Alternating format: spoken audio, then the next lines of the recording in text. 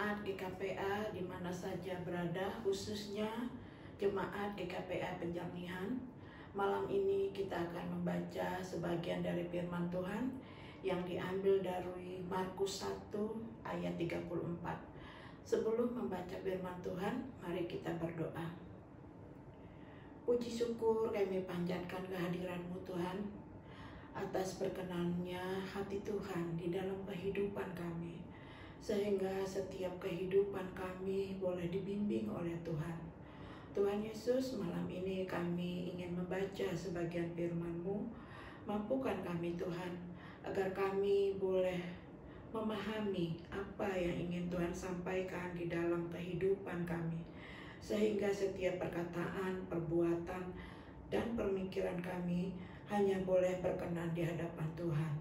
Terimalah doa kami Bapa, di dalam nama anak-Mu Tuhan Yesus Kristus, kami sudah berdoa dan mengucap syukur.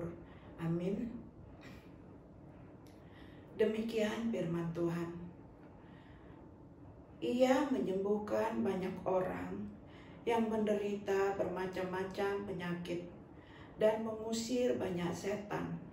Ia tidak memperbolehkan setan-setan itu berbicara, sebab mereka mengenal Dia.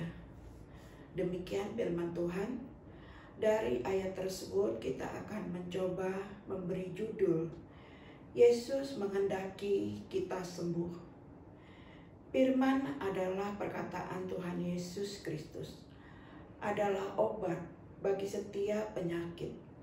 Tuhan Yesus bukan sekedar menyembuhkan satu jenis penyakit, tidak hanya penyakit ibu mertua Simon, melainkan juga menyembuhkan bermacam-macam penyakit. Bahkan setan-setan diusirnya. Dari ayat tersebut kita akan membagi dua. Ada dua yang dikehendaki Tuhan di dalam kehidupan kita. Pertama, Tuhan menghendaki kita sembuh. Kedua, kita dipakai Tuhan untuk saluran penyembuhan. Refleksi dan perenungan atas firman Tuhan, Sang Penyembuh ini bukan lagi hanya tentang penyakit jasmani yang diakibatkan berbagai penyakit. Namun, ada juga penyakit baru yang diakibatkan penyakit fisik, yaitu penyakit pikiran, penyakit hati, psikologis, mental, batin, dan bahkan penyakit pada iman percaya manusia, penyakit ketakutan, dan penyakit kesedihan. Seperti pandemik yang sudah berlalu, menyebabkan manusia jatuh terpuruk. Namun Tuhan menghendaki kita datang kepadanya. Tuhan ingin kita sembuh, khususnya saat pergumulan, bahkan perjuangan dalam perawatan. Namun juga jika ada yang meninggal dunia, ingat saudaraku, bahwa yang meninggal dunia bukan berarti tidak punya iman kepada Tuhan.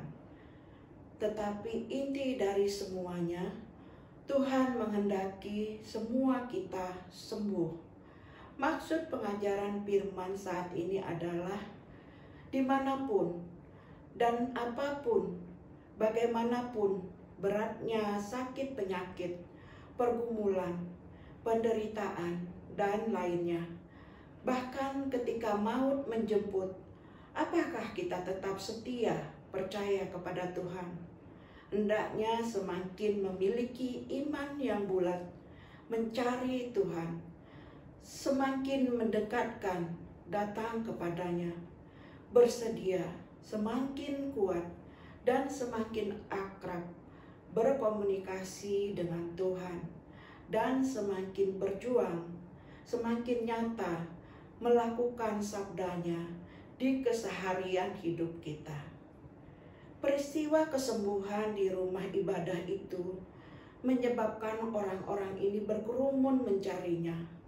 Maknai juga ulangan Markus 1 ayat 33. Seharusnya kita merasa lebih terdorong lagi untuk semakin mencari Kristus dan percaya agar mengalami kesembuhan dan damai sejahtera bersama-sama Dia.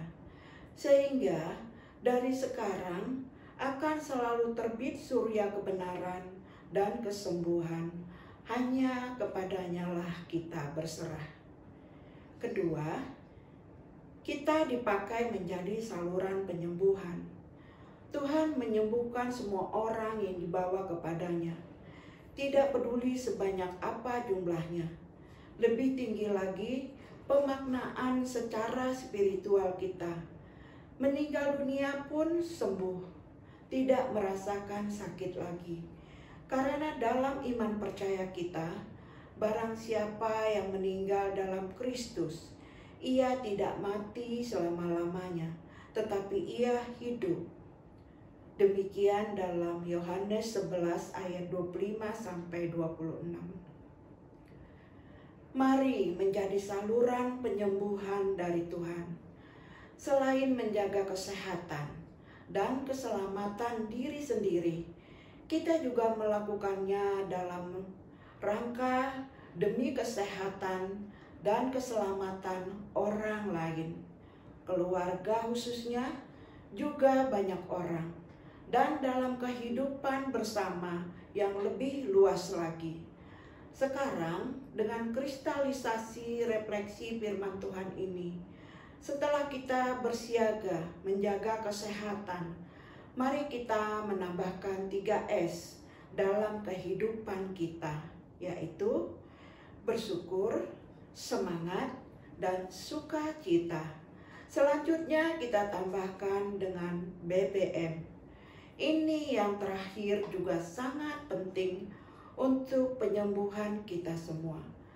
Berserah pada Tuhan, bukan menyerah pada keadaan. Demikian firman Tuhan. Salam, Amang Inang.